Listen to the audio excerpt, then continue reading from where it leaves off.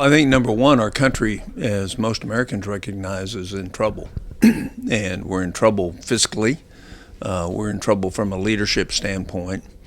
And with my 16 years of experience in Washington, I saw no signs that anybody in Washington is going to fix the problems that are really plaguing our country.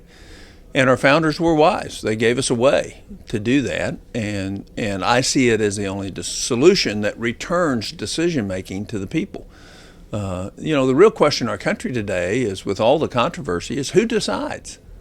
And it ought to be the people deciding, not unelected bureaucrats working in federal agencies telling us what we will and won't do with our lives.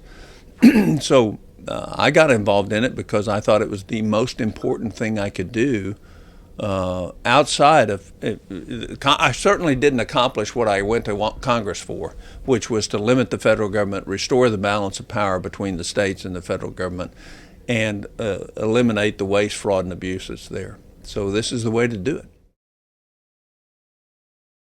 First of all, if you could truly get people who weren't politicians to be in Washington, I think that's true. And that's what you hear from the hard right. All we need to do is elect better people. But we don't have time to wait for that. We're now number 17 in economic freedom in the world. We led the world for 200 years in economic freedom. Why are we number 17?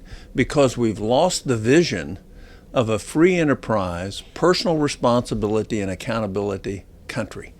And we need to restore that. And the way you restore that is by placing more responsibility at the local level and with the individual.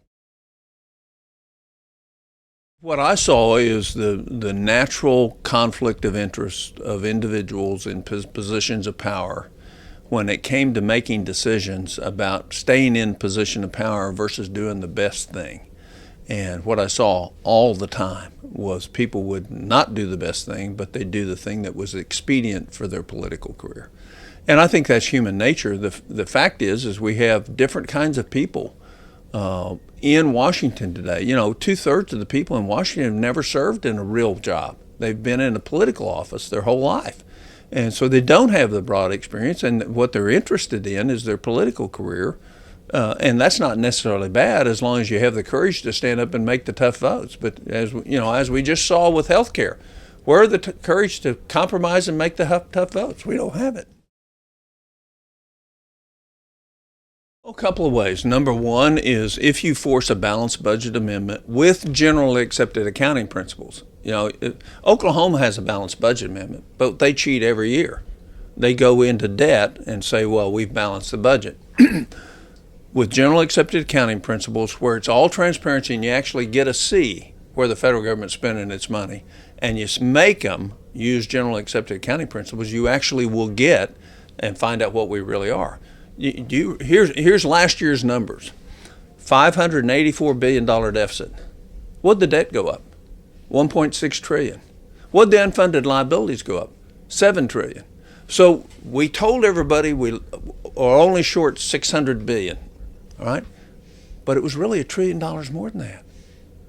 So you can't trust the numbers coming from Washington. They're not real. They're not true. They game them. And so forcing a balanced budget amendment, then limiting the power of Washington and restoring the power of the states and the individual, bring the decision-making home where I can come in and influence my state legislature. I represented 4 million people in the U.S. Senate. I can't meet with 4 million people, but your legislature can meet with their district and they can actually get their attention. And if you talk to your legislators, they'll actually say, well, that's one of my constituents. I'm going to listen to them. Right?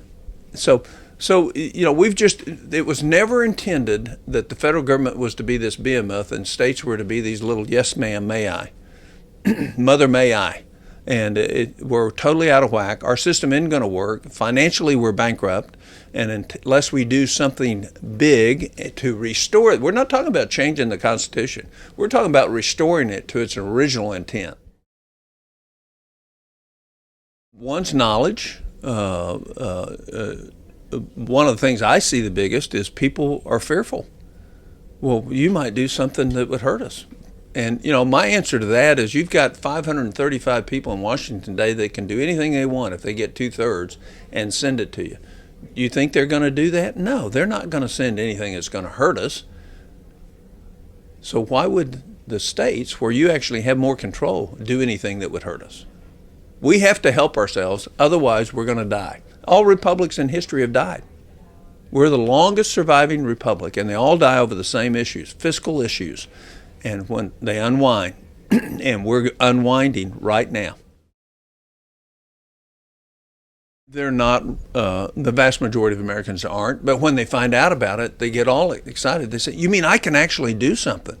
We can actually take back some of the power that's been given to us. We can get our freedom back. We can actually move decision making to our state house or to our county government away from Washington. And everybody at some point in time has experienced the long hand of an unelected bureaucrat making a decision that on the ground everybody knows is not the right decision. But because there's money tied to it, we're extorted to do what that long hand of the federal bureaucrat says. You have to believe that the 13 judiciary chairmen in the United States, of all the states, would allow something like that to get hijacked. So, because remember, whatever comes out of a convention of amendments, and it's limited what can be offered, so they're wrong on that count. It's by jurisprudence and history, it's limited what you can offer. Outside of your application, you can offer nothing.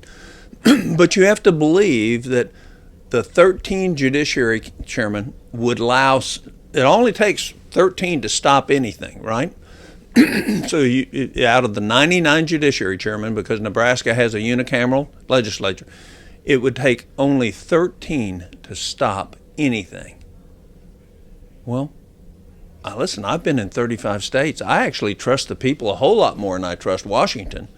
The biggest problem I see is legislators in North Carolina may not have confidence in legislators in Virginia or Kentucky or in Nebraska. I find them all to be about pretty much the same. They want their freedom. They want their privileges. They want to be able to make decisions for their people and in the best interest of their people, not with having somebody from Washington tell them, here's what you have to do. And so, again, our country was built on courage, not fear.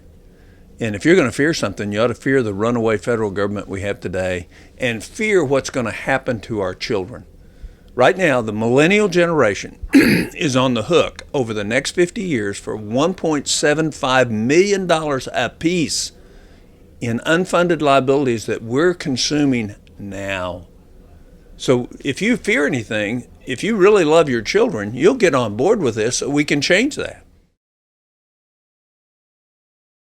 Our founders were prescient. They knew that there's never been a time in history where a central government voluntarily ceded back its power to the people.